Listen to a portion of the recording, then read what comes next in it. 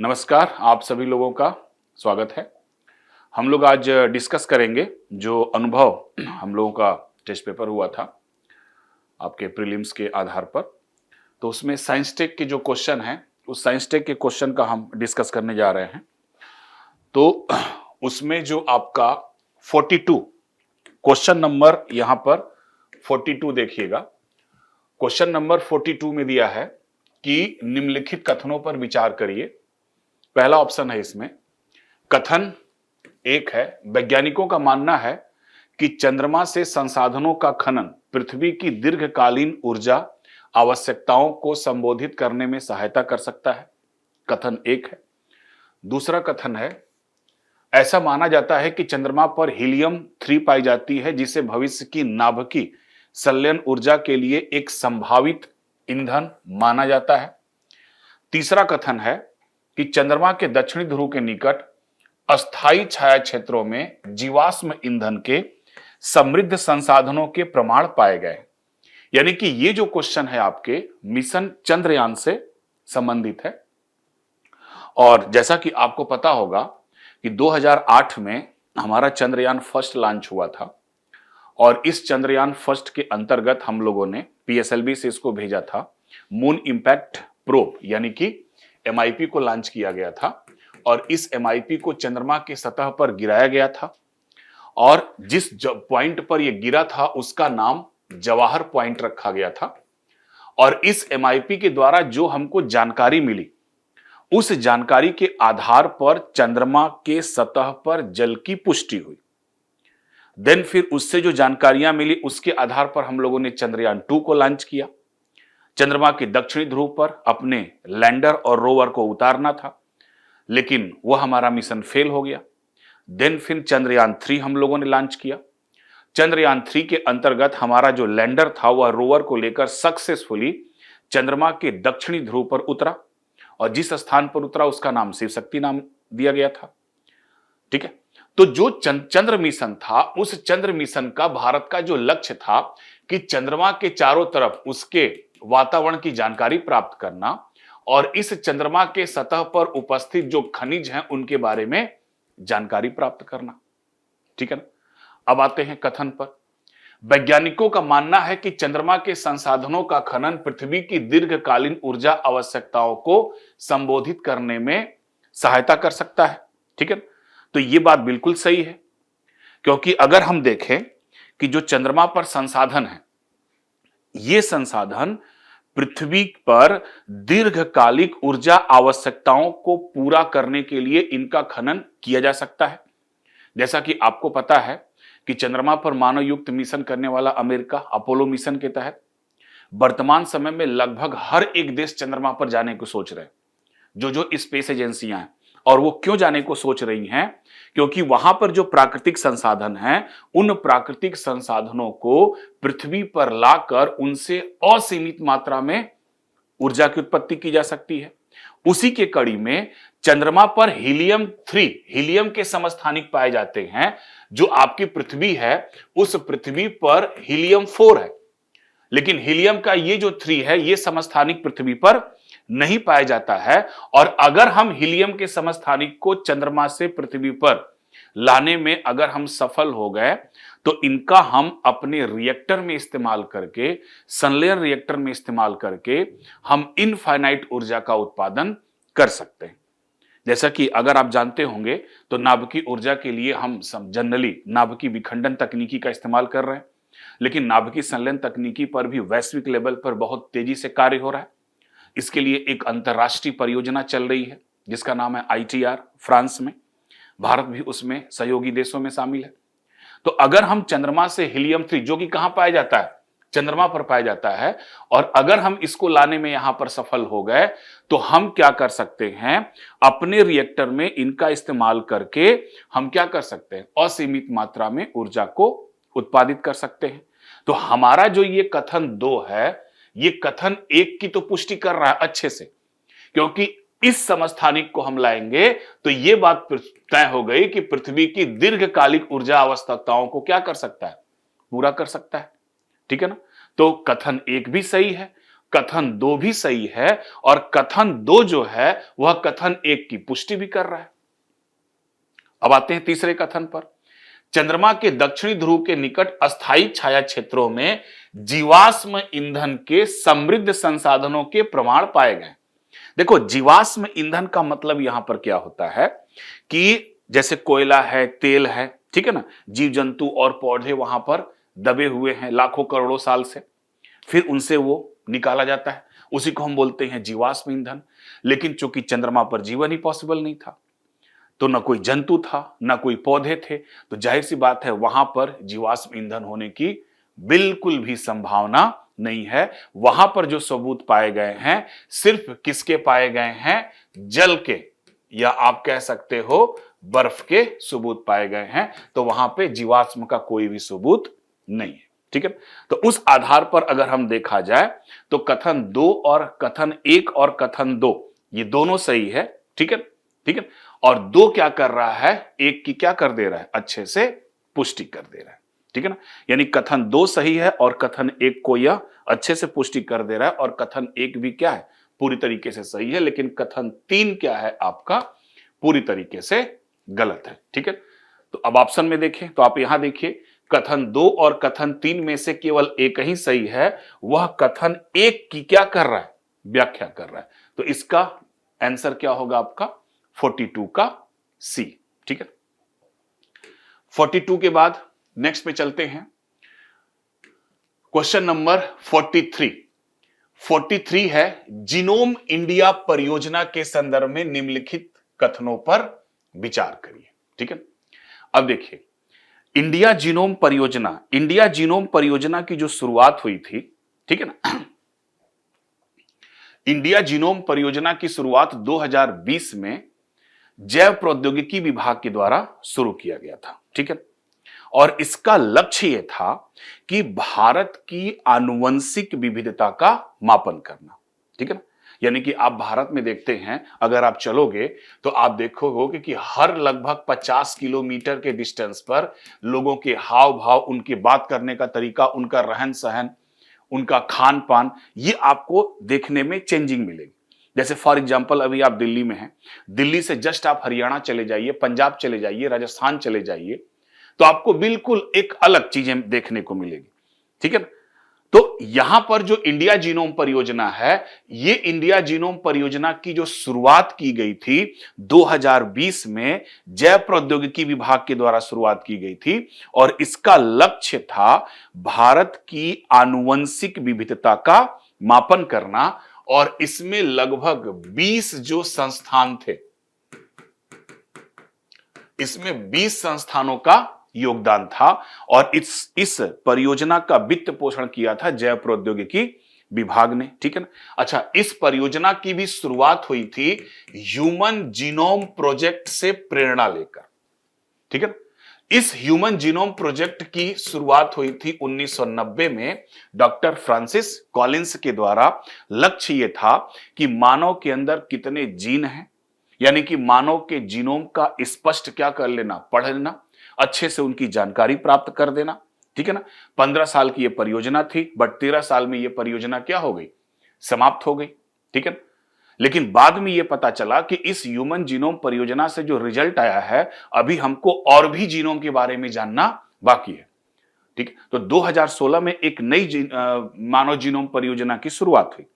तो जो पहले शुरुआत हुई थी उसका नाम दे दिया गया रीड, और जो बाद में जो पहले शुरुआत हुई थी वो ह्यूमन जीनोम परियोजना राइट, और देन बाद में जो शुरुआत हुई है उसका ह्यूमन जीनोम परियोजना रीड नाम दिया गया है। तो इसी ह्यूमन जीनोम परियोजना से प्रेरणा लेते हुए भारत ने इसी तर्ज पर अपनी इंडिया जीनोम परियोजना या जीनोम इंडिया परियोजना की शुरुआत की है। किसके नेतृत्व में? Biotechnology department. कब शुरू हुआ ये? 2020 में। लक्ष्य क्या था कि भारत की आनुवंशिक विविधता का मापन करना।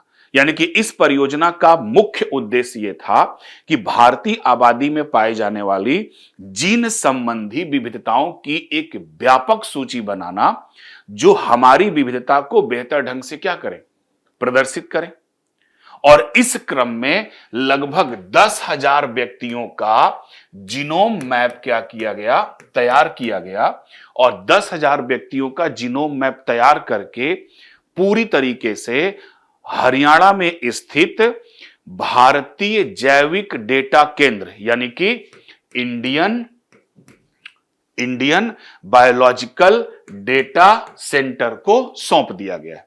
ठीक है, तो इस इंडिया जीनोम परियोजना के तहत 10,000 व्यक्तियों का जीन मैप तैयार करके भारत के जो भारतीय जैविक डेटा केंद्र हैं वहां पर इनको क्या कर दिया गया, हरियाणा में है ये, दे दिया गया है, ताकि वहां पर जीनोम मैपिंग अच्छे से की जाए और जीन लेवल पर वहां पर क्या किया जाए, पढ़ लिया जाए इसको। और इस परियोजना का जो नेतृत्व है वह भारतीय विज्ञान संघ बेंगलुरु के सेंटर फॉर ब्रेन रिसर्च, ध्यान दीजिएगा, सेंटर फॉर ब्रेन रिसर्च के द्वारा तैयार किया गया है। और इसमें देश भर के लगभग 20 संस्थान क्या है, कार्यरत है। ठीक है, तो ये एक हल्का फुल्का नॉलेज था हमारा किसका, जीनोम इंडिया परियोजना। अब हम ऑप्शन में देखते हैं क्या क्या है ऑप्शन में। ऑप्शन में दिया है इसका उद्देश्य 2047 तक देश के प्रत्येक नवजात शिशु के डीएनए का अनुक्रमण करना, जो कि ये स्टेटमेंट क्या है, एक तरीके से आपका गलत है। अगर हम 43 का स्टेटमेंट देखें तो ये क्या है, गलत है, क्योंकि यहां पर नवजात शिशु के डीएनए का नहीं है, यहां पर लोगों के डीएनए का अनुक्रमण तैयार करना है। दूसरा, इस परियोजना के वैविकृत चिकित्सा के विकास को समर्थन मिलने की अपेक्षा है। जाहिर सी बात है, अगर हमको जीन लेवल पर जानकारियां मिलेंगी तो हम पर्सनलाइज मेडिसिन की तरफ बढ़ सकते हैं। यानी कि अगर हमको जीन लेवल पर जानकारी मिली तो हम पर्टिकुलर व्यक्ति के जीन स्ट्रक्चर का पता करके हम उसके आधार पर, केवल उसी जीन के आधार पर हम नए प्रोटीनियस पदार्थ, प्रोटीन या फिर दवाओं का निर्माण कर सकते हैं। तो हमारा कथन 2 बिल्कुल सही है। इस कार्यान्वयन के लिए भारतीय आयुर्विज्ञान संस्थान परिषद नोडल एजेंसी के रूप में नहीं, इस कार्य के लिए जो नोडल एजेंसी के रूप में कार्य कर रही है वो है आपका सेंटर फॉर ब्रेन रिसर्च, और इस परियोजना को वित्त पोषण कर रही है जैव प्रौद्योगिकी विभाग। तो ये स्टेटमेंट हमारा गलत है और हमारा पहला भी स्टेटमेंट गलत है। तो इसमें केवल एक सही है और वो है कौन सा, आपका सेकंड। तो 43 का जो आंसर होगा वो कौन सा होगा, आपका ए। ठीक है ना। अब उसके बाद आइए देखते हैं क्वेश्चन नंबर 44। 44 में दिया है आधुनिक चिकित्सा के संदर्भ में फार्मा को जेनेमिक्स शब्द किसे संदर्भित करता है। देखिए, अब यहां पर 2 शब्द है, ठीक है ना। अब इन 2 शब्दों को ध्यान से देखिएगा। एक है आपका फार्मेकोलॉजी, इसमें 2 शब्द जुड़ा हुआ है, एक है फार्मेकोलॉजी और दूसरा है आपका जीनोमिक्स। इन दोनों को मिलाकर बोला जाता है फार्माको जीनोमिक्स, यानी कि इसमें एक तरीके से दवाओं का भी विज्ञान है और उन दवाओं के विज्ञान के साथ साथ जीन का भी इसमें अध्ययन है, ताकि यह समझा जा सके कि किसी व्यक्ति की जो आनुवंशिक संरचना है उसके जो उपापचय यानी कि जो मेटाबॉलिज्म है और उसमें जो दवाओं की प्रतिक्रिया है वह कैसे प्रभावित करती है। ठीक है ना। तो ये 2 शब्द से मिलकर बना है फार्मेकोलॉजी और जीनोमिक्स। ऑप्शन में आए जनसंख्या में दवाओं की प्राथमिकता को बढ़ाने के लिए आनुवंशिक संशोधन, बिल्कुल भी नहीं। आनुवंशिक अभियांत्रिकी तकनीकी का उपयोग करके दवाओं का विकास, जबकि जेनेटिक इंजीनियरिंग की यहां पर बात ही नहीं है। मानव कोशिकाओं में आनुवंशिक सामग्री को परिवर्तित करने के लिए दवाओं का उपयोग, यह भी स्टेटमेंट सही नहीं है। यह अध्ययन है, ठीक है ना। क्यों? आनुवंशिक विभिन्नताएं किसी जीव की दवाओं के प्रति प्रतिक्रिया को कैसे प्रभावित करती है। क्लियर?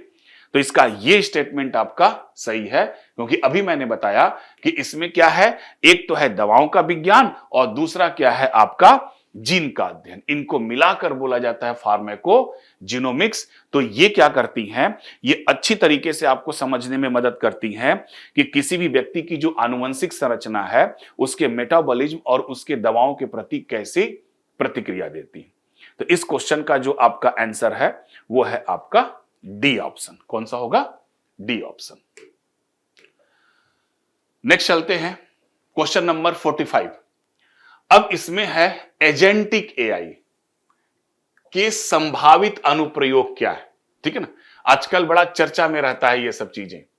एक है आपका एआई, दूसरा है आपका जनरेटिव एआई, ठीक है ना, तीसरा है आपका मशीन लर्निंग, चौथा है आपका डीप लर्निंग, पांचवा है आपका लार्ज लैंग्वेज मॉडल, ठीक है ना, ये सब चीजें। अब उसी में एक और है आपका एजेंटिक एआई, ठीक है ना। अब देखिए, चाहे वो एआई हो चाहे वो जनरेटिव एआई हो, ये एआई और जनरेटिव एआई तब काम करती हैं जब आप इनको कमांड देते हो। इनको आप कमांड देते हो जिसको आप बोलते हैं कि इनको प्रॉम्प्ट देना। तो जब आप इनको कमांड देते हो तो उस कमांड के आधार पर ये कार्य करती है, ठीक है ना। तो जो आप कमांड देते हो उसके आधार पर आंसर देती हैं, और जनरेटिव एआई क्या करती हैं, अपने तरह से एक नए कंटेंट को क्रिएट करती है। लेकिन आपका जो ये एजेंटिक एआई है, ये एजेंटिक एआई क्या करता है कि ये कृत्रिम बुद्धिमत्ता के उन प्रणालियों को संदर्भित करता है जिसमें एक प्रकार की स्वतंत्रता होती है। कहने का तात्पर्य इसमें यह है कि पारंपरिक एआई के विपरीत जो संकेत का इंतजार करता है, यानी कि जिसको हम आदेश देते हैं, यह जो होता है एजेंटिक जो एआई होता है, यह सक्रिय रूप से योजनाएं बना सकता है, जटिल कार्यों को पूरा कर सकता है, और ताकि बिना लगातार मानव निगरानी के किसी भी लक्ष्य को क्या किया जाए, प्राप्त किया जाए। तो एक तरीके से कहा जाए कि ये एक तरीके से ऐसा एआई है, एजेंटिक एआई, जो कि ऑटोमेटिकली कार्य करती है, ठीक है ना। नॉर्मल एआई के विपरीत ये क्या करती हैं, ये योजनाएं बना सकती हैं, जटिल कार्यों को पूरा कर सकती हैं, ताकि बिना लगातार मानव निगरानी के ये किसी भी लक्ष्य को क्या कर सकती है, पूरा कर सकती है, ठीक है ना। तो उसके आधार पर देखा जाए तो ये क्या है, एक स्वायत्त प्रणाली है, बात सही है, जो बिना निरंतर मानवीय इनपुट के कार्यों की योजना बना सकती हैं और उन्हें कार्यान्वित कर सकती हैं। ये भी स्टेटमेंट हमारा सही है। एजेंटिक एआई क्या होता है कि एक सहायक है, ये ऐसा सहायक है जो उच्च स्तरीय कमांड, उच्च स्तरीय कमांड का मतलब जैसे मान लीजिए कि आपकी यात्रा की योजना बनाना, फ्लाइट के टिकट बुक करना, होटल शेड्यूलिंग करना, परिवहन की व्यवस्था करना, इन सभी को ये स्वतंत्र रूप से क्या कर सकती है, विभाजित कर सकती है, ठीक है। तो दूसरा उदाहरण देखें अगर हम इसमें, एक सहायक जो बुकिंग और अनुसूची तैयार करने यानी शेड्यूलिंग जैसे बहुचरणीय कार्य को निष्पादित करती हैं, और वो भी कैसे, ऑटोमेटिकली ये कार्य करती हैं, ठीक है ना। इसके लिए आपको कोई विशेष कमांड देने की जरूरत नहीं होती है। तीसरा, ऐसी प्रणाली जो बाह्य उपकरणों के साथ अंतर क्रिया करती हैं और बदलते परिवेश के अनुसार स्वयं को अनुकूलित करती हैं, यानी कि जो एजेंटिक एआई होती है, इनकी जो सबसे बड़ी खासियत ये होती है कि ये आपके जो बाहरी उपकरण, जैसे वेब ब्राउजिंग हुआ, वेब ब्राउजिंग करना या कोड निष्पादित करना, ठीक है ना, या एपीआई का इस्तेमाल करना या किसी सॉफ्टवेयर को प्रतिबंधित करना, इन सब कार्यों का ये उपयोग बाहरी दुनिया से बातचीत करने के साथ करती हैं, और अगर इनमें कोई त्रुटि मिलती है तो तुरंत ये क्या करती हैं, अपने रणनीति को चेंज कर देती हैं। ये काम है आपके किसके, एजेंटिक एआई का। तो उस आधार पर देखा जाए तो हमारा ये तीनों का तीनों ऑप्शन आपका सही है। तो 45 का कौन सा ऑप्शन सही है आपका, D, first, second and third. Next पे चलते हैं। 46, हरित अमोनिया, ठीक है ना।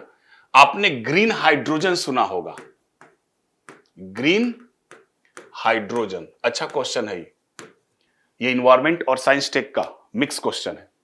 तो पूछा है कि ग्रीन अमोनिया के संदर्भ में निम्नलिखित कथनों पर विचार करिए, ठीक है।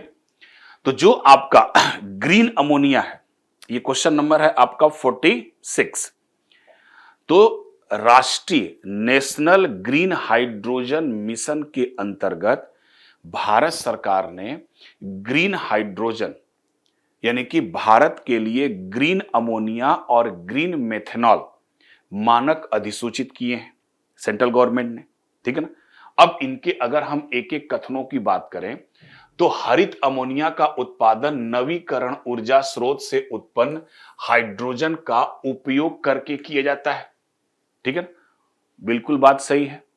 क्योंकि ग्रीन अमोनिया का उत्पादन ग्रीन हाइड्रोजन का उपयोग करके किया जाता है, जो पानी के विद्युत अपघटन, जिसको हम इलेक्ट्रोलिसिस बोलते हैं, जो पानी के विद्युत अपघटन द्वारा नवीकरण बिजली जैसे सौर या पवन ऊर्जा की मदद से इनको प्राप्त किया जाता है।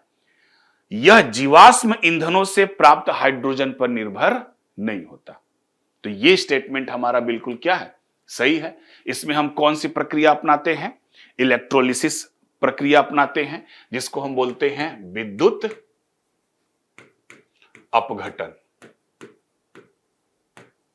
विद्युत अपघटन, इस प्रक्रिया को अपनाते हैं, यानी हमारा पहला कथन क्या है, बिल्कुल सही है। दूसरे कथन की बात करें, इसका उपयोग विद्युत उत्पादन और समुद्री परिवहन के लिए ईंधन के रूप में किया जा सकता है। चूंकि अमोनिया ही है, वो भी कैसा है, ग्रीन अमोनिया, यानी कि अमोनिया बिना कार्बन डाइऑक्साइड उत्सर्जित किए अत्यंत व्यवहारिक स्वच्छ ईंधन के विकल्प के रूप में इनको देखा जा रहा है।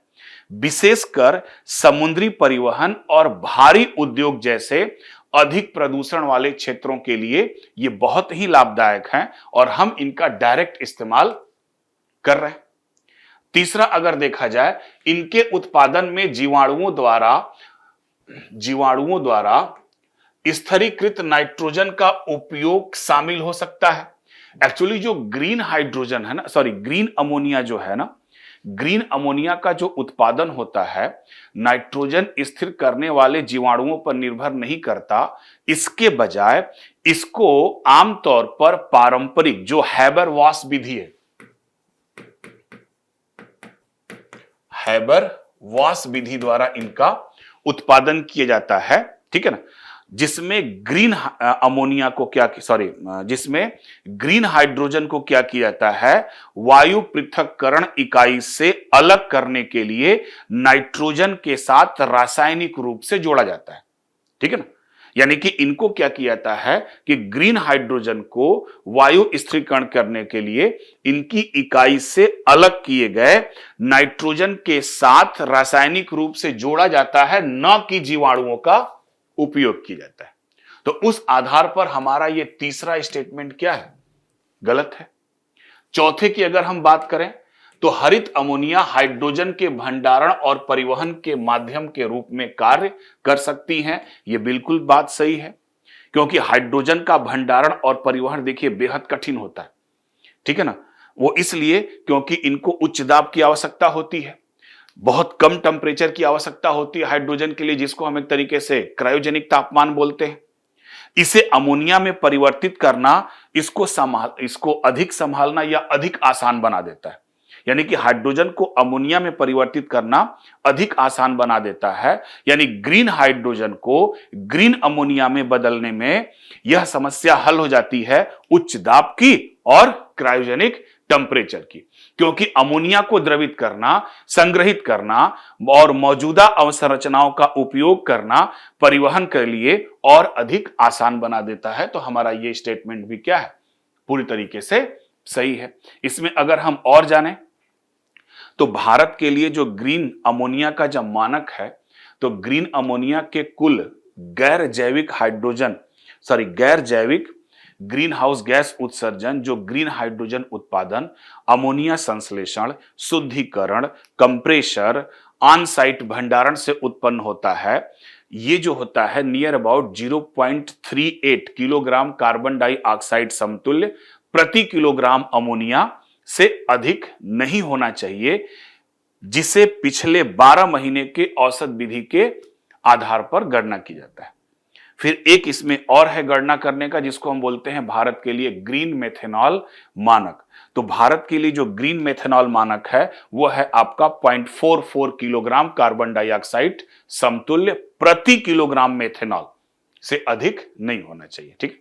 तो इस आधार पर देखा जाए तो ये स्टेटमेंट 46 का गलत है। इसका पहला, दूसरा और आपका चौथा, पहला, दूसरा और चौथा, यानी इसका बी स्टेटमेंट आपका क्या है, बिल्कुल सही है।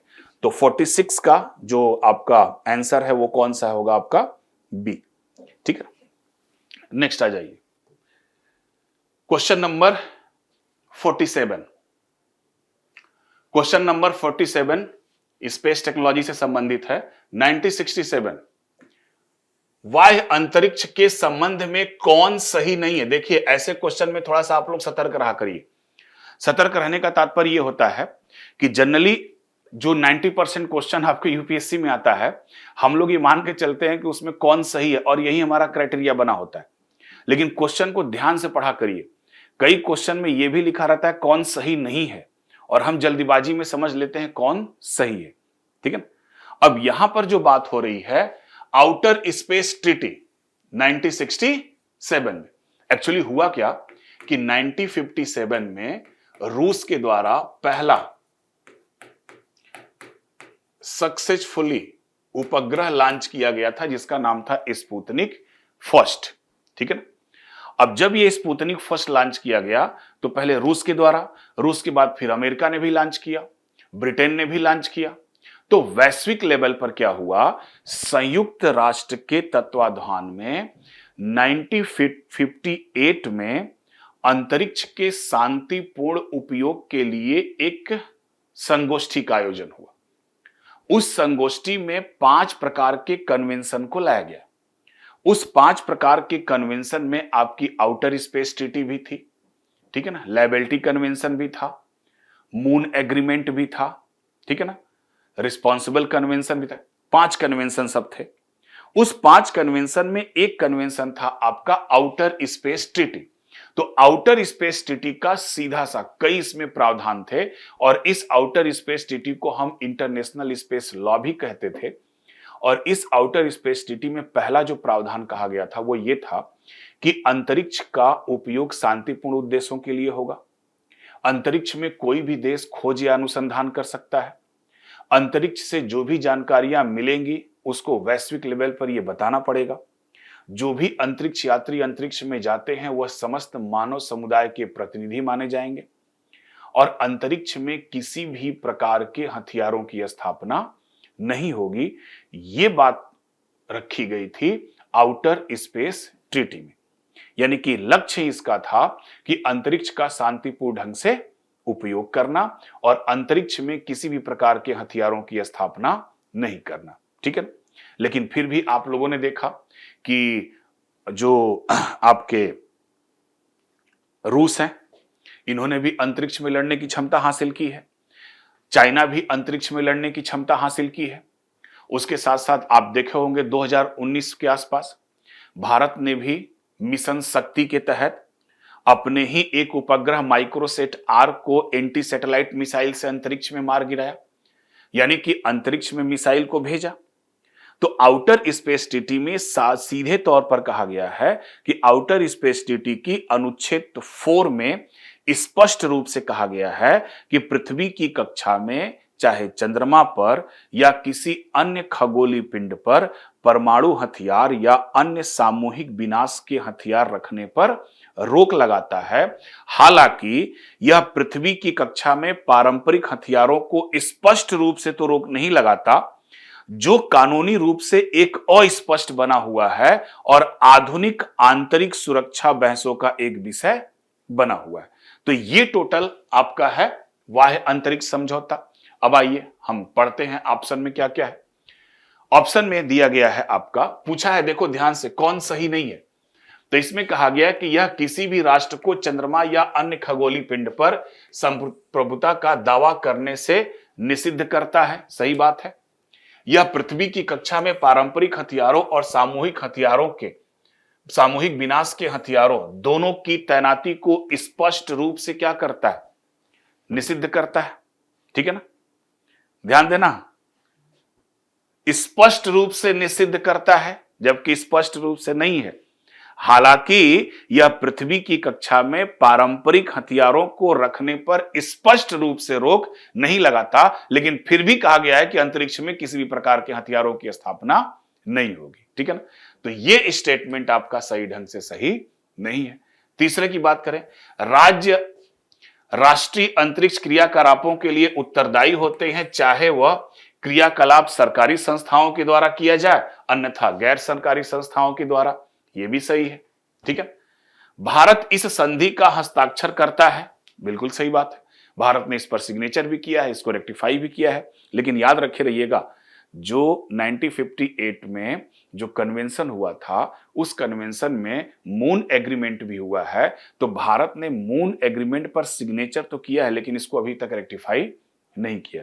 5 संधियां हैं, 5 संधियों में 4 को रेक्टिफाई कर चुका है, लेकिन 5वां जो मून एग्रीमेंट है उस पर सिग्नेचर तो किया है, लेकिन अभी भी रेक्टिफाई नहीं किया है। ठीक है, तो उसके आधार पर यह भी आपका क्या सही है। तो इसमें से कौन सही नहीं है, तो आपका दूसरा सही नहीं है, यानी कि यह स्पष्ट रूप से क्या करता है, निषिद्ध नहीं करता है। क्यों नहीं करता है?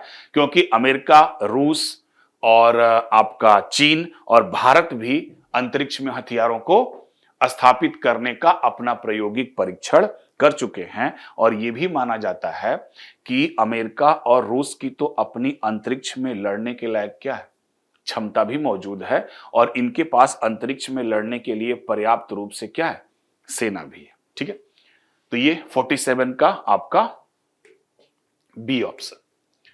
फिर आते हैं 49, डेटा प्रोटेक्शन। ठीक है ना, डिजिटल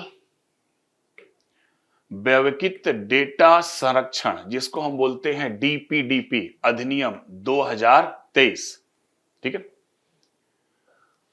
के संदर्भ में निम्नलिखित कथनों पर विचार करिए। ठीक है ना, देखिए डेटा प्रोटेक्शन जो था ये डीपीडीपी, अब इसमें क्या कहा गया था कि ये पर्सनल यानी कि व्यक्तिगत डेटा के प्रसंस्करण पर लागू होता है, चाहे वह व्यक्ति भारत के बाहर हो, चाहे वह व्यक्ति भारत का हो। ठीक है ना, यानी कि टोटल पूरी तरीके से आपके डेटा को प्रोटेक्ट करने के लिए आपका ये 2023 में इस अधिनियम को लाया गया। तो ये जो अधिनियम है, इस अधिनियम का क्षेत्रीय अनुप्रयोग नहीं है, यानी यह भारत के बाहर व्यक्तिगत डेटा के प्रसंस्करण पर लागू होता है।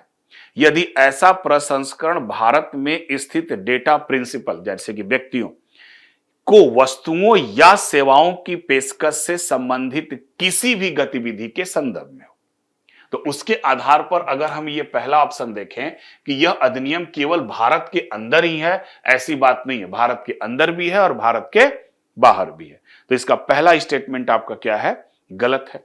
दूसरा स्टेटमेंट, किसी भी परिस्थिति में डेटा स्वामी की सहमति के बिना वैयक्तिक डेटा का प्रसंस्करण नहीं किया जा सकता। ठीक है, सेकंड ऑप्शन ध्यान से पढ़िए, किसी भी परिस्थिति में डेटा स्वामी की सहमति के बिना। ठीक है, यह स्टेटमेंट आपका गलत है।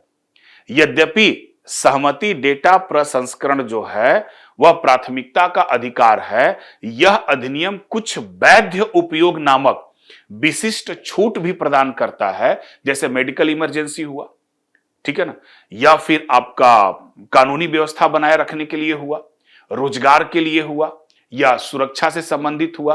तो उसके लिए उसको क्या किया जा सकता है, प्रसंस्करण किया जा सकता है। उसके लिए आपको किसी विशेष सहमति की आवश्यकता नहीं है। तो उस आधार पर यह भी स्टेटमेंट आपका क्या है, गलत है। इस अधिनियम के अंतर्गत दूर संचार विवाद समाधान एवं अपील अधिकरण अपीली प्राधिकरण के रूप में कार्य कर सकता है, यह स्टेटमेंट आपका सही है, क्योंकि टेलीकॉम विवाद निपटान और अपीली जो न्यायाधिकरण है को भारत में डेटा संरक्षण बोर्ड द्वारा लिए गए निर्णयों और लगातार या अगर हम बात करें तो लगाए गए दंड के खिलाफ अपील सुनने के लिए अपीलीय निकाय के रूप में भी इसको नामित किया गया है। तो आपका जो तीसरा स्टेटमेंट है वो क्या है, बिल्कुल सही है। अब उसमें पूछा है कि इनमें से कौन से कथन सही हैं, तो आप देखिएगा यहां पर बात हो रही है केवल भारत के अंदर, लेकिन यह भारत के बाहर की बात है। दूसरा है डेटा स्वामी की सहमति जरूरी है, लेकिन कुछ ऐसे क्षेत्र हैं जिसमें हम डेटा स्वामी की सहमति के बजाय भी डेटा का इस्तेमाल कर सकते हैं। तो इसके अंतर्गत तीसरा आपका स्टेटमेंट सही है, तो इसका ऑप्शन क्या होगा, आपका सी। ठीक है, यह है आपका क्वेश्चन नंबर 48। अब आ जाइए क्वेश्चन नंबर 77 में दिया गया है, एक साइड दिया गया है रक्षा उपकरण और दूसरे साइड दिया गया है आपका विवरण। देखिए आईएनएस अरिघात अभी ये आपकी पनडुब्बी है, ठीक है ना। और ये जो आईएनएस अरिघात है, आईएनएस अरिहंत श्रेणी की परमाणु ईंधन संचालित पनडुब्बियां हैं। तो आईएनएस अरिघात परमाणु संचालित बैलिस्टिक मिसाइल्स पनडुब्बी है और ये किस श्रेणी की है? आईएनएस अरिहंत श्रेणी की है। तो आईएनएस अरिहंत हुआ, आईएनएस अरिघात हुआ, आईएनएस अरिधमन हुआ, ठीक है ना। तो ये सब क्या है? आपकी परमाणु पनडुब्बियां हैं जो परमाणु ईंधन से संचालित होती हैं। जैसा कि आपको पता है पनडुब्बी की दो कैटेगरी होती है, एक परमाणु ईंधन से चलने वाली होती है और एक डीजल ईंधन आधारित पनडुब्बियां होती हैं। तो जो डीजल ईंधन आधारित पनडुब्बियां होती हैं वो भी बैटरी से ही चलती हैं, लेकिन इस बैटरी को चार्ज करने के लिए पनडुब्बी को थोड़े थोड़े समय के बाद पानी के ऊपर आना पड़ता है। वो डीजल इंजन से बैटरी को चार्ज करती हैं, लेकिन जो परमाणु ईंधन पनडुब्बियां होती हैं वो पानी में बहुत लंबे समय तक रख सकती हैं, क्योंकि ये परमाणु ईंधन से चलती हैं, यानी उनमें छोटे रिएक्टर लगे होते हैं जो बिजली पैदा करते हैं। उसी श्रेणी में है आपका आईएनएस अरिहंत जो भारत का पहला था, आईएनएस अरिघात, आईएनएस अरिधमन। तो ये स्टेटमेंट हमारा क्या है? बिल्कुल सही है। दूसरे की अगर हम बात करें, आईएनएस हिमगिरी निर्देशित मिसाइल विध्वंसक, ठीक है ना। तो आईएनएस जो आपका हिमगिरी है ये विध्वंसक नहीं है, ये है आपका कौन सा? फ्रिगेट है। ये आईएनएस हिमगिरी क्या है? फ्रिगेट है। एक होता है फ्रिगेट और एक होता है आपका विध्वंसक।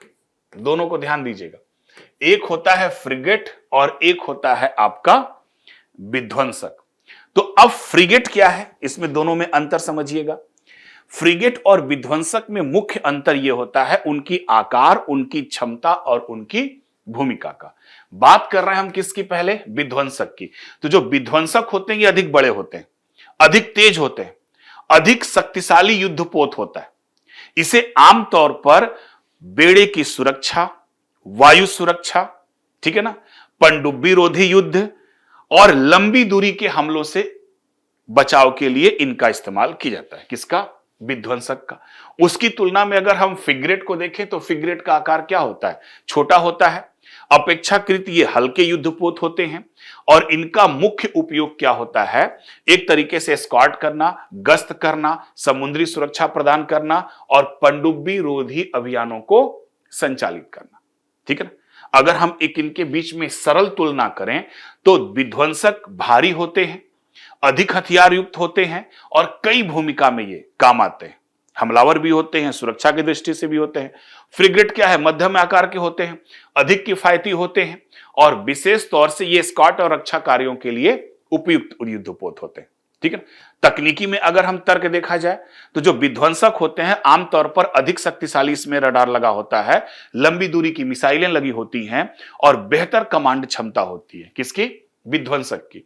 और अगर हम फ्रिगेट की देखें तो इनका डिजाइन अक्सर कम लागत का होता है, ईंधन दक्षता भी कम होती है, सीमित लेकिन प्रभावी हथियारों पर ये केंद्रित होते हैं। तो ये डिफरेंस है आपका। तो हिमगिरी जो है, अच्छा अगर हम नाम बता दें तो फ्रिगेट में अगर हम चले तो INS Shivalik, INS Satpura, INS Sahyadri, INS Udaygiri, INS Himgiri, INS Tamal, ये सब क्या है? आपके फ्रिगेट है। क्या है? फ्रिगेट है, ये विध्वंसक नहीं है। और अगर हम विध्वंसक की बात करें तो INS Kolkata, INS Kochi, INS Chennai, INS Visakhapatnam, INS Imphal, INS Surat, ठीक है ना। एक चीज रखिए गया, किसी शहर के नाम पर अगर कोई आईएनएस आपको दिखेगा तो नॉर्मली मान के चलिए कि वो विध्वंसक है, ठीक है ना। तो ये एग्जांपल है आपका किसका? विध्वंसक का। तो इस क्वेश्चन में अगर हम देखें तो आईएनएस हिमगिरी क्या है? ये विध्वंसक नहीं है, ये क्या है? फ्रिगेट है। तो ये हमारा स्टेटमेंट गलत है। आकाश की अगर हम बात करें, आकाश एक प्रकार से क्या है? आगामी पीढ़ी की सतह से हवा में मार करने वाली मिसाइल प्रणाली है, ठीक है। जैसे आपने आकाश का नाम सुना होगा, आकाश मिसाइल प्रणाली का बेहतर इस्तेमाल हुआ था आकाश सिंदूर में। 1983 में IGMDP की शुरुआत हुई थी, integrated guided missiles development programme, doctor APJ Kalam के निर्देशन में। और इसके तहत पृथ्वी, अग्नि, त्रिशूल, नाग और आकाश, ये 5 प्रकार की मिसाइल को बनाने का निर्णय लिया गया। 2012 तक ये पूरी तरीके से बनकर क्या हो गई हैं, तैयार हो गई हैं। उसी में आपका ये आकाश मिसाइल था जो सतह से हवा में मार करने वाली मिसाइल थी। और इस आकाश मिसाइल का जो रेंज है, इस आकाश मिसाइल का रेंज माना जाता है 25 से 30 किलोमीटर। कितना? 25 से 30 किलोमीटर। लेकिन इसका जो नेक्स्ट जनरेशन है, न्यू जी, आकाश मिसाइल का जो नेक्स्ट जनरेशन है, इसकी मारक क्षमता है 60 से 80 किलोमीटर। तो आकाश मिसाइल जो नेक्स्ट जनरेशन की मिसाइल है, इसकी मारक क्षमता कितनी है? 60 से 80 किलोमीटर। तो ये क्या है? ये सतह से हवा में मार करने वाली मिसाइल प्रणाली है। तो अगर देखा जाए कौन से सही सुमेलित हैं, तो आपका पहला भी है और आपका तीसरा है, दूसरा सही सुमेलित नहीं है। तो इसका ऑप्शन होगा आपका बी, फर्स्ट एंड थर्ड। ठीक है, question number 77। Then question number 78, हाल ही में समाचारों में रहा general purpose AI code of practice इनमें से किसके द्वारा जारी किया गया था? देखिए, ये सिंपल सा एक तरीके से हम कह सकते हैं कि ये जनरल नॉलेज का क्वेश्चन है। ठीक है ना, यानी कि सामान्य प्रयोजन कृत्रिम बुद्धिमत्ता, जिसको हम GPAI बोलते हैं, आचार संहिता एक महत्वपूर्ण नियामक ढांचा है। और इस नियामक ढांचा को किसने? यूरोपीय संघ, यानी कि यूरोपीय संघ के एआई कार्यालय द्वारा व्यापक यूरोपीय संघ एआई अधिनियम के तहत इसे तैयार किया जा रहा है। तो इसका ऑप्शन है आपका क्या? यूरोपीय संघ। सिंपल सा है, ठीक है ना। यह क्या है? एक शक्तिशाली सामान्य प्रयोजन वाले एआई मॉडल हैं, जैसे आपका ओपन एआई हुआ, चैट जीपीटी 4 हुआ, गूगल का जेमिनी हुआ, है ना। इसके डेवलपर के लिए नियम, अनुपालन, मानक निर्धारण इत्यादि ये तय करता है, जिसके कारण पारदर्शिता, कॉपीराइट नियमों और जोखिम के आंकड़ों पर ध्यान केंद्रित किए जा सके। ठीक है, तो इसका ऑप्शन क्या होगा? यूरोपीय संघ। तो इसका ऑप्शन क्या होगा? बी। 78 का होगा आपका बी। दिन आते हैं 79। अब पूछा है, अतिरिक्त नवीकरण ऊर्जा को संग्रहित करने के लिए निम्नलिखित में से कौन सी विधि का उपयोग किया जाता है? ठीक है, तो अब ये जो क्वेश्चन है, ये एक तरीके से आपके एनर्जी से है, यानी कि नवीकरण ऊर्जा को संग्रहित करने के लिए कौन कौन सी विधियों का उपयोग किया जाता है। हम आइए विधियां देखिए। पंप द्वारा संचालित जल विद्युत प्रणालियां हो सकती हैं, इसके द्वारा हम ऊर्जा को संग्रहित कर सकते हैं। यानी कि अधिशेष बिजली का उपयोग पानी को निचले जलाशय से ऊपरी जलाशय में पंप करने के लिए किया जाता है। जब ऊर्जा की आवश्यकता होती है तो पानी को टरबाइन के माध्यम से वापस नीचे छोड़ा जाता है, हो सकता है। संपीड्य वायु ऊर्जा भंडारण, इसका उपयोग क्या है? हवा को बड़ी भूमिका में संपीड यानी कंप्रेस करने के लिए किया जाता है, जिसका उपयोग हम बिजली उत्पादन के लिए दबाव मुक्त हवा को गर्म किया जाता है और टरबाइन के माध्यम से इसको एक्सपेंड किया जाता है। तो यह भी बात सही है। हाइड्रोजन ऊर्जा भंडारण, ये तो आप लोग जानते ही हैं, ठीक है ना। बिजली के उपयोग के लिए हम इलेक्ट्रोलिसिस के माध्यम से पानी को हाइड्रोजन और ऑक्सीजन में विभाजित किया जाता है। ग्रीन हाइड्रोजन को संग्रहित किया जा सकता है, बाद में जलाया जा सकता है और फिर ईंधन के रूप में उपयोग किया जा सकता है। तो यह भी बात सही है। अति चालक चुंबकीय ऊर्जा भंडारण, सुपर कंडक्टिंग, ठीक है ना।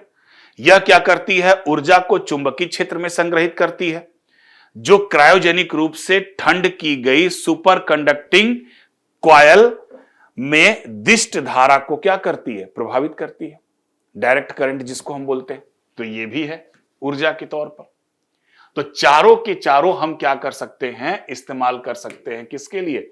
ऊर्जा को संग्रहित करने के लिए। तो इसका ऑप्शन क्या होगा आपका? 79 का डी।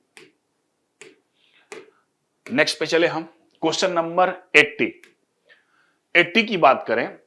एडिनो वायरस और रिट्रोवायरस के संदर्भ में निम्नलिखित कथनों पर विचार करिए। देखिए, वायरस हैं दोनों, और वायरस के बारे में एक चीज समझे रहिएगा, वायरस का जेनेटिक मटेरियल या तो डीएनए होता है या तो आरएनए होता है, लेकिन कभी भी दोनों एक साथ नहीं होते, इस चीज को ध्यान रखे रहिएगा।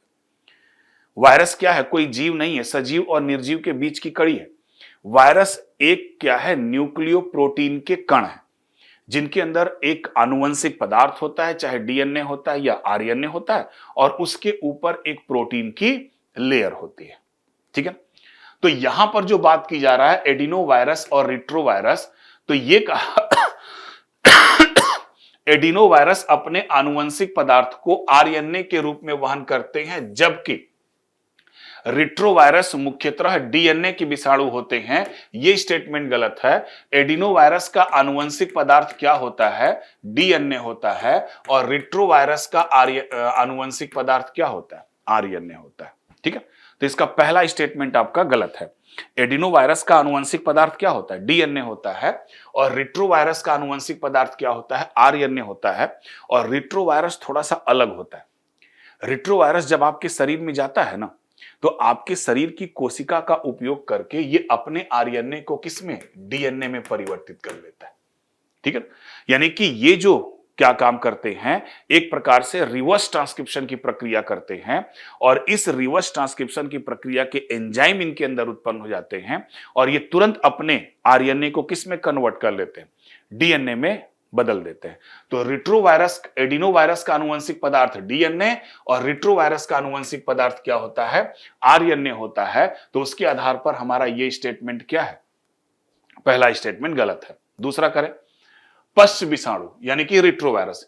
रिट्रोवायरस अपने आनुवंशिक पदार्थ को मेजबान जीनोम में एकीकृत कर सकते हैं, जबकि आपका जो एडिनो वायरस है सामान्यतः ऐसा नहीं कर सकते हैं। यह सही है, क्योंकि अभी मैंने आपको बताया कि ये जो रिट्रोवायरस है, ये रिवर्स ट्रांसक्रिप्शन की प्रक्रिया के द्वारा अपने आरएनए को डीएनए में कन्वर्ट कर लेता है, लेकिन एडिनो वायरस ऐसा नहीं कर पाता है। और एडिनो वायरस ऐसा नहीं कर पाता है, इसी वजह से इसी एडिनो वायरस का इस्तेमाल किया जाता है वैक्सीन में, वेक्टर फॉर्म में। यानी कि इसका हम क्या करते हैं?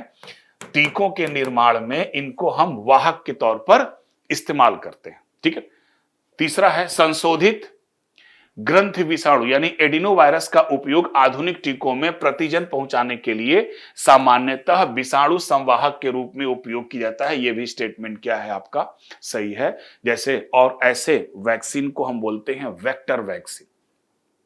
वेक्टर वैक्सीन का मतलब तात्पर्य होता है कि हम इसमें एडिनो वायरस का इस्तेमाल करते हैं आपके उस जेनेटिक मटेरियल्स को आपके शरीर में पहुंचाने के लिए। आपको याद होगा कि चाहे कोविशील्ड हो, कोवैक्सीन हो, इसमें एडिनो वायरस का इस्तेमाल किया गया है। और ध्यान दीजिएगा कि जिस वैक्सीन में एडिनो वायरस का इस्तेमाल किया जाता है, तो एडिनो वायरस सामान्य सर्दी, जुकाम, बुखार के लिए जिम्मेदार होता है।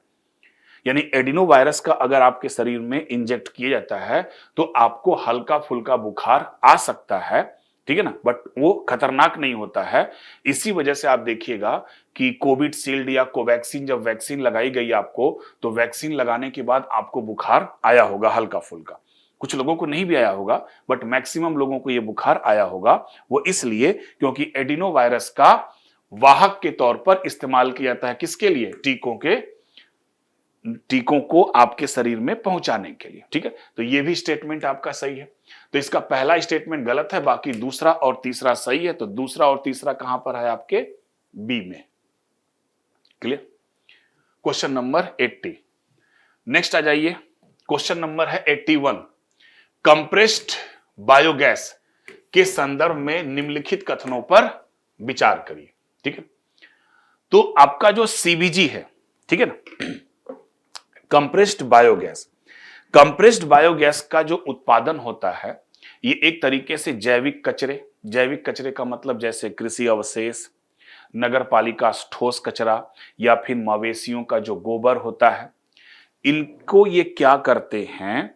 अवायवीय एनएरोबिक डाइजेशन करते हैं, यानी बिना ऑक्सीजन के इनका पाचन किया जाता है। परिणाम तौर पर बायोगैस उत्पन्न होता है। फिर हाइड्रोजन सल्फाइड और कार्बन डाइऑक्साइड को हटाने के लिए शुद्ध किया जाता है और फिर इनको कंप्रेस्ड किया जाता है। उसी को हम बोलते हैं कंप्रेस्ड बायोगैस। ठीक है, तो कंप्रेस्ड बायोगैस में हम क्या करते हैं, इनको अवायवीय अपघटन के माध्यम से उत्पन्न करते हैं। उत्पन्न करने के बाद हम क्या करते हैं, इनको फिर बायोगैस से जो हाइड्रोजन सल्फाइड और कार्बन डाइऑक्साइड को हटाने के लिए इनको शुद्ध किया जाता है और फिर इनको कंप्रेस्ड किया जाता है। तो उसके आधार पर हमारा यह पहला स्टेटमेंट सही है। इनका उपयोग मौजूदा सीएनजी वाहनों में इंजन में महत्वपूर्ण बदलाव किए बिना नहीं किया जा सकता। देखिए, सेकंड स्टेटमेंट हमारा गलत हो सकता है। वो इस वजह से गलत हो सकता है कि जो आपका सीबीजी है, कंप्रेस्ड जो बायोगैस होता है ना, इसमें जो मीथेन की मात्रा होती है नियर अबाउट 90% के आसपास होती है।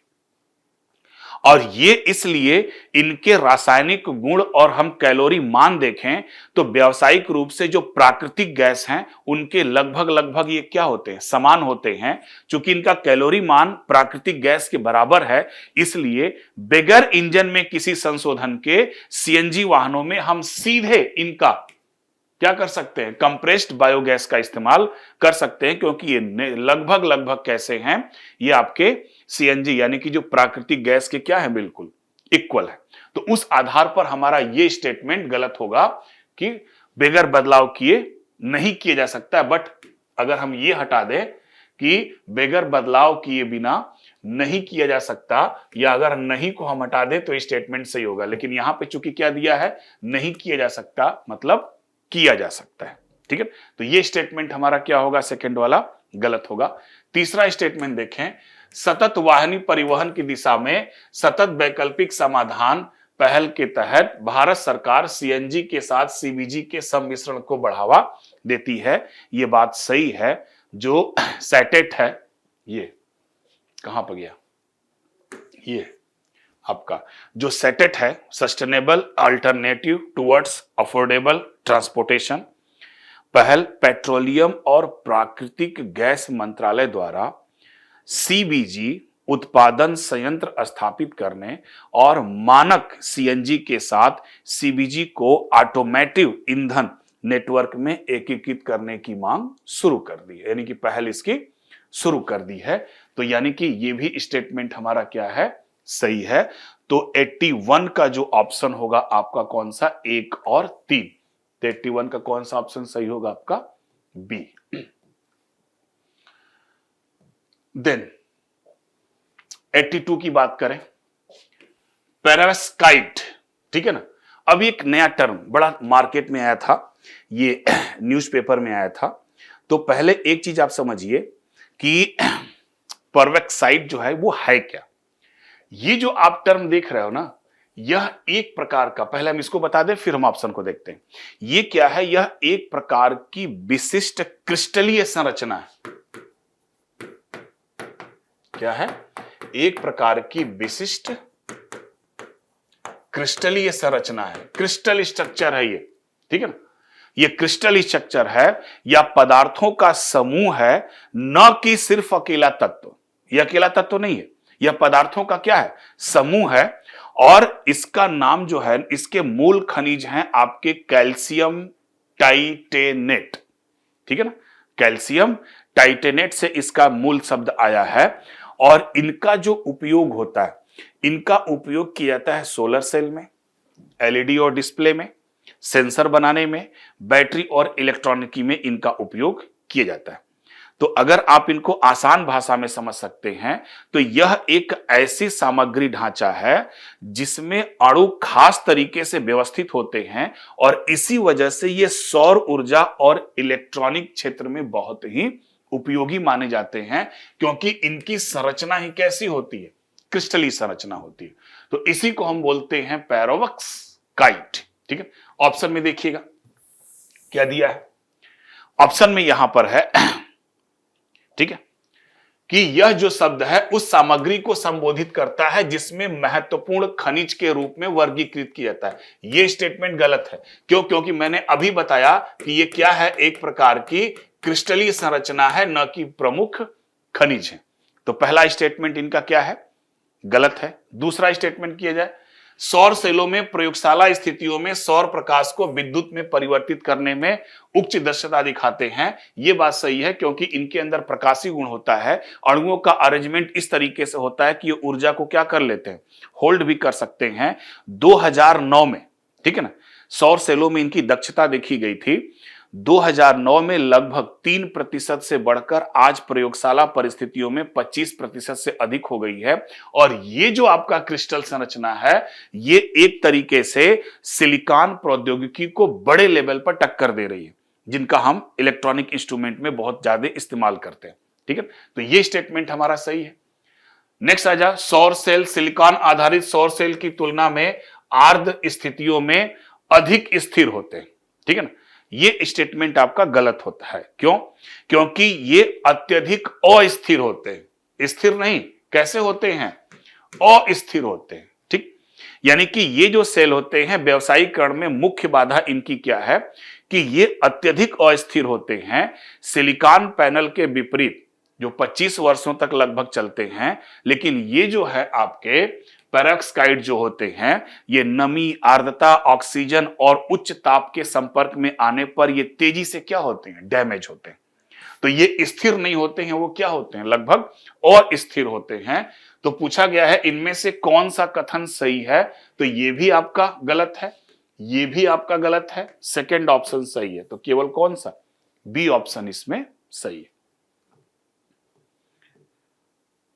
ठीक है, फिर आ जाइए क्वेश्चन नंबर 83। अभी देखिएगा, नासा का आर्टेमिस 2, अभी हाल ही में आप लोगों ने देखा होगा कि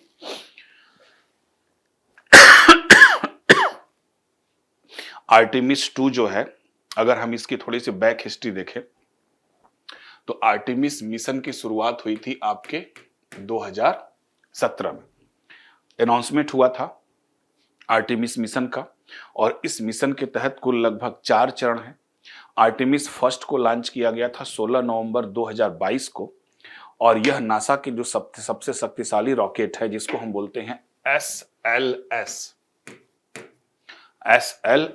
स्पेस लॉन्च सिस्टम, और ओरियन अंतरिक्ष की पहली एकीकृत परीक्षण उड़ान थी।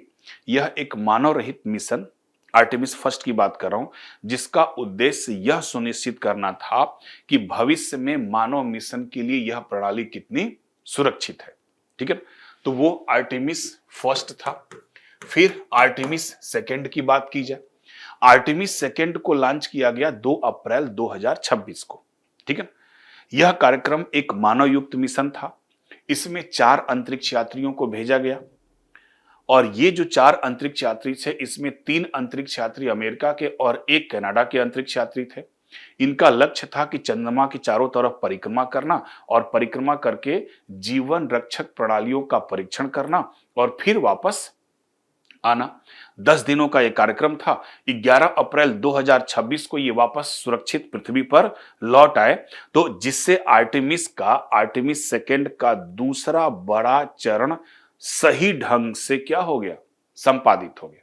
ठीक है, और इसमें कुल 4 अंतरिक्ष यात्री गए, जिसमें 3 अमेरिका के, 1 कनाडा के, और 1 इसमें महिला अंतरिक्ष यात्री भी थी आर्टेमिस सेकंड में।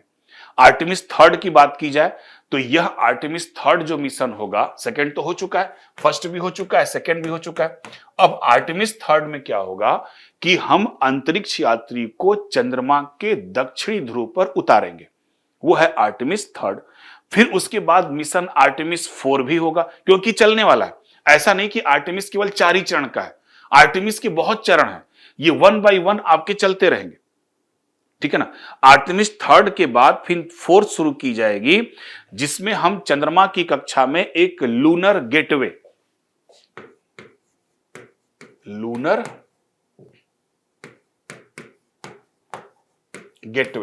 यानी कि लूनर गेटवे नामक एक छोटा अंतरिक्ष स्टेशन बनाने पर ध्यान केंद्रित किया जाएगा। यह स्टेशन भविष्य में चंद्रमा की सतह और मंगल तक जाने वाले जितने भी मिशन हैं, उन मिशनों पर यह लॉन्च पैड के रूप में कार्य करेगा। ठीक है ना, फिर आगे भी इस मिशन को और किया जाएगा, ऐसा नहीं कि केवल इसके अंदर 4 है, ठीक है ना।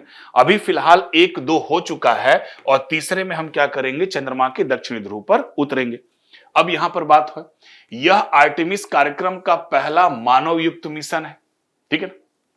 अब इसके हम ऑप्शन पे चलते हैं 83 का, यानी आर्टेमिस कार्यक्रम क्या है, पहला मानव युक्त मिशन है, यह भी बात सही है 83 का, ठीक है। दूसरे की बात करें, इसके तहत, और यहां बात क्या की जा रही है, देखो आर्टेमिस सेकंड की, तो आर्टेमिस सेकंड में पहला मानव युक्त मिशन तो है ही है ना। आर्टेमिस फर्स्ट में मानव तो गया नहीं था, सेकंड में भी गया था 2 अप्रैल को। इसके तहत अंतरिक्ष यात्रियों को चंद्रमा के दक्षिण ध्रुव पर उतारने की योजना है, यह गलत है क्योंकि यह आर्टेमिस थर्ड में यह प्रावधान किया गया है, ठीक है। तीसरा आ जाओ, इसमें कनाडियाई अंतरिक्ष एजेंसी का एक अंतरिक्ष यात्री भी शामिल है, यह भी बात सही है, थर्ड ऑप्शन भी सही है आपका। अभी मैंने बताया 4 अंतरिक्ष यात्री गए थे, जिसमें 3 अमेरिका के और 1 कनाडा के, तो इसमें इसका पहला भी सही है और इसका तीसरा भी सही है। इसका दूसरा स्टेटमेंट क्या है, गलत है, तो इसमें पहला और तीसरा, इसका कौन सा ऑप्शन सही होगा आपका, ए, 83 का ए। दिन है आपका 84, भारत का वन स्थिति रिपोर्ट, इन्वायरमेंट का एक क्वेश्चन है, ठीक है। निम्नलिखित कथनों पर विचार करिए, ठीक है ना। अब देखिए यहां पर 84 की अगर हम बात करें, ठीक है, तो सकल क्षेत्रफल के मामले में मध्य प्रदेश देश का सबसे बड़ा वन और वृक्ष आवरण है, यह बात बिल्कुल सही है। India state of forest report 2023 के अनुसार मध्य प्रदेश के पूर्ण क्षेत्रफल यानी कि 85,724 वर्ग किलोमीटर के संदर्भ में देश का सबसे अधिक वन और वृक्ष आवरण है। इसके बाद आपका अरुणाचल प्रदेश आता है और फिर उसके बाद आपका महाराष्ट्र आता है, तो ये ऑप्शन हमारा सही है।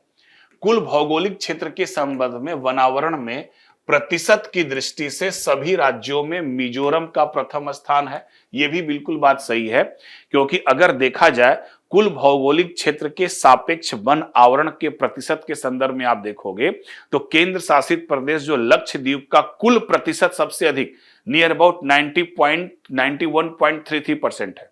हालांकि राज्योों में अगर देखा जाए तो मिजोरम 85.34 प्रतिशत क्या है, वन आवरण के साथ पहले स्थान पर।